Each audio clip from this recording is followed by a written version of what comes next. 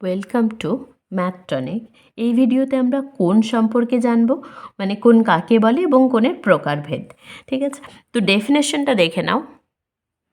দেখো, একই সমতলে দুটি রশ্মি প্রান্তবিন্দু মিলিত হয়ে যে আকৃতি ধারণ করে তাকে কোণ বলে। একই সমতলে বলছে, কারণ একটা তলেই হতে হবে, দুটো আলাদা তলে হলে তাদের প্রান্তবিন্দু একটা বিন্দুতে মিলিত হলেও সেখানে কোণ তৈরি হবে না। ঠিক আছে, তাই এই কথাটা গুরুত্বপূর্ণ। একই সমতলে দুটি রশ্মি কিভাবে থাকে আমরা জানি, রশ্মির একটা বিন্দু প্রান্তবিন্দু থাকে আর অপর দিকটা অসীম দূর পর্যন্ত বিস্তৃত, সুতরাং তীর চিহ্ন দিয়ে বোঝানো হয়। তাহলে দুটি রশ্মির প্রান্তবিন্দু মিলিত হয়ে যে আকৃতিটা ধারণ করছে সেটা হচ্ছে কোণ। এবার রশ্মিকে তুমি নামকরণ করতে পারো। দেখো, যদি আমি এ বি একটা রশ্মি বলি আর এসি একটা রশ্মি বলি, ঠিক আছে, তাহলে এই বিন্দুতে কি হয়েছে, একটা কোণ তৈরি হয়েছে। এই কোণটাকে বোঝানোর জন্য এই আর্ক বা বৃত্তচাপটা দেওয়া হয়। ঠিক আছে, এবার বলছে এই এটা হচ্ছে আমাদের কোণটার কৌণিক বিন্দু, মানে যে বিন্দুতে কোণটা তৈরি হচ্ছে সেটা হচ্ছে আমাদের কৌণিক বিন্দু। এটা হচ্ছে কৌণিক বিন্দু। আর এ বি এবং এ সি এই দুটো হচ্ছে এর বাহু। তাহলে একটা কৌণিক বিন্দু আর কোণের দুটো বাহু A B O A C. ঠিক আছে, এবার এই কোণটাকে কিভাবে প্রকাশ করা হয়, যে বিন্দুতে কোণটা তৈরি হয়েছে, দেখো এটা হচ্ছে কোণের চিহ্ন, এটা দিয়ে কোণটা বোঝা যায় যে এটা একটা কোণ। যেমন ত্রিভুজের ক্ষেত্রে ত্রিভুজ দিয়ে বোঝা যায়, যদি এবিসি ত্রিভুজ বলা হয় সেক্ষেত্রে আমরা ত্রিভুজ এইভাবে ভাববো, যদি এটা থাকে তাহলে বুঝবো যে এবিসি একটা ত্রিভুজ। কোণের ক্ষেত্রে এই চিহ্নটা দেওয়া হয়। দেন কৌণিক বিন্দুটা মাঝে মাঝে থাকে, বাকি দুদিকে বসবে। তাহলে বি এ কোণ সি, এটা তুমি না করে যদি এটাও করতে, বিটাকে এদিকে না দিয়ে এদিকে দিতে, তাহলে এই দুটো কোণ একই কোণকে বোঝায়। খেয়াল রাখতে হবে, কোণের চিহ্ন দিতে হবে, কৌণিক বিন্দু বা শীর্ষবিন্দুটাকে মাঝে দিতে হবে, বাকি দুটো নামকে দুদিকে বসালেই হবে। এই দুটো কোণ একই কোণকে বোঝাচ্ছে। ঠিক আছে, তাহলে ডেফিনেশন দেখলাম। এবার আমরা আসবো কোণের প্রকারভেদ, মানে কোণ কত রকম হতে পারে।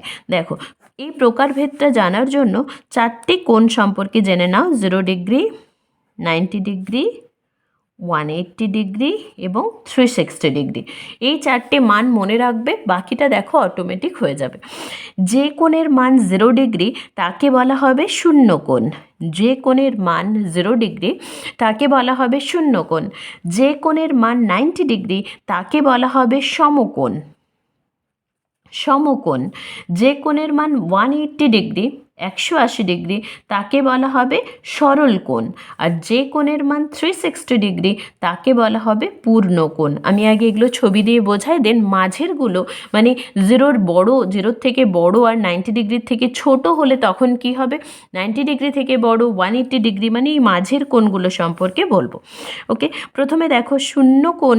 শূন্য কোণ বলতে কি বোঝাচ্ছে, এই একটা রশ্মি, যদি এই রশ্মির ওপর আরেকটা রশ্মি পতিত হয় তাহলে কি হবে, এদের মধ্যবর্তী কোণটা হচ্ছে 0 ডিগ্রি বা শূন্য কোণ। সমকোণ, এই একটা রশ্মি তাদের 90 ডিগ্রি যদি কোণ করে থাকে, মানে একটা রশ্মির ওপর আরেকটা রশ্মি যদি দণ্ডায়মান হয় তাহলে যে কোণটা হয় সেটা হচ্ছে সমকোণ। এবার সরল কোণটা দেখো, একটা রশ্মি ঠিক বিপরীত দিকে যদি আরেকটা রশ্মি হয় তাহলে যে কোণটা তৈরি হবে সেই কোণটা হচ্ছে 180 ডিগ্রি। 360 ডিগ্রি কোণটা কিভাবে হচ্ছে, এই একটা রশ্মি আছে, এই রশ্মিটার থেকে এক পাক ঘুরে এসে আবার যদি এই রশ্মির ওপরেই পড়ে সেই রশ্মিটা, তাহলে এই যে পুরো কোণটা, এই কোণটা হচ্ছে 360 ডিগ্রি। ঠিক আছে, তাহলে বোঝা গেছে। এবার আমি আসবো এই মধ্যবর্তী কোণগুলো। 0 ডিগ্রির থেকে যদি বেশি কোনো কোণ হয়, মানে 0 ডিগ্রির থেকে বড়, আর 90 ডিগ্রির থেকে যদি ছোট হয়। 0 ডিগ্রির থেকে বড়, 90 ডিগ্রির থেকে যদি ছোট কোনো কোণ হয়, সেই কোণটা হচ্ছে আমাদের সূক্ষ্ম কোণ। ডেফিনেশন কি বলবো, যে কোণের মান 0 ডিগ্রির থেকে বেশি কিন্তু 90 ডিগ্রির থেকে কম তাকেই বলা হয় সূক্ষ্ম কোণ। ঠিক আছে, 0 ডিগ্রির থেকে বেশি, 90 ডিগ্রির থেকে কম।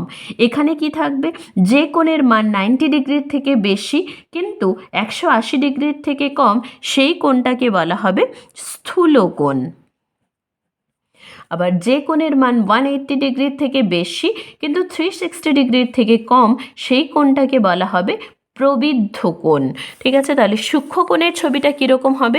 বলেছে 0 ডিগ্রির থেকে বড় হতে হবে আর 90 ডিগ্রির থেকে ছোট হতে হবে। তাহলে সূক্ষ্ম কোণটা কীরকম হবে? এটা তো আমাদের 0 ডিগ্রি, যদি এইটার ওপরে আরেকটা রশ্মি পতিত হয় তাহলে এটাই হচ্ছে আমাদের 0 ডিগ্রি। আর 90 ডিগ্রি কত?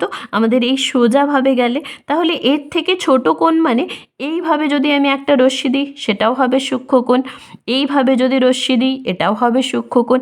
এইভাবে আমরা 90 ডিগ্রির নিচের দিকে যতগুলো রশ্মি দেব সবার জন্যই কোণ হবে সূক্ষ্ম কোণ। ঠিক আছে, এবার দেখো স্থূলকোণ। স্থূলকোণটা কি? 90 ডিগ্রির থেকে বেশি আর 180 ডিগ্রির থেকে কম। সেক্ষেত্রে কি হচ্ছে দেখো, এটা আমাদের রশ্মি 90 ডিগ্রি মানে এই অবস্থায় থাকবে, 180 ডিগ্রি মানে এই অবস্থায় থাকবে।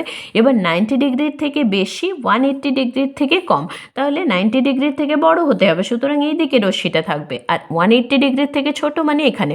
সুতরাং এই পোর্শনে যতগুলো আমি রশ্মি দেব, যদি আমি এইভাবে রশ্মি দিতেই থাকি, তাহলে যে কোণগুলো তৈরি হবে সেগুলো হবে আমাদের সবই স্থূলকোণ। প্রবিদ্ধ কোণের ক্ষেত্রে দেখো, প্রবিদ্ধ কোণে বলেছে 180 ডিগ্রির থেকে বড় হতে হবে, 180 ডিগ্রির থেকে বড় মানে এদিকে আসবে, আর 360 ডিগ্রির থেকে ছোট। 360 ডিগ্রি মানে একবার পুরো রোটেট করা, তাহলে 180 ডিগ্রির থেকে বড়, 360 ডিগ্রির থেকে ছোট মানে এই দিকে যে কোনো একটা জায়গায় রশ্মিটা হবে। এখানে হতে পারে, এদিকে হতে পারে, ওদিকে হতে পারে। তাহলে এই যে কোণটা হচ্ছে এটা হচ্ছে প্রবিদ্ধ কোণ। ঠিক আছে, ডেফিনেশনগুলো দেখে নাও। দেখো, শূন্যকোণ ডেফিনেশন কি বলবো? যে কোণের মান 0 ডিগ্রি তাকে বলা হচ্ছে শূন্যকোণ। সূক্ষ্মকোণে কি? যে কোণের মান 0 ডিগ্রি থেকে বড় কিন্তু 90 ডিগ্রির থেকে ছোট তাকে বলা হবে সূক্ষ্মকোণ। সমকোণ যে কোণের মান 90 ডিগ্রি তাকে বলা হবে সমকোণ। স্থূলকোণে যে কোণের মান 90 ডিগ্রি থেকে বড় কিন্তু 180 ডিগ্রি থেকে ছোট তাকে স্থূলকোণ বলা হয়। সরলকোণ যে কোণের মান 180 ডিগ্রি তাকে সরলকোণ বলা হয়। প্রবৃদ্ধ কোণ যে কোণের মান 180 ডিগ্রির থেকে বড় কিন্তু 360 ডিগ্রির থেকে ছোট তাকে প্রবৃদ্ধ কোণ বলা হয়। পূর্ণকোণে হচ্ছে যে কোণের মান 360 ডিগ্রি তাকে পূর্ণকোণ বলা হয়।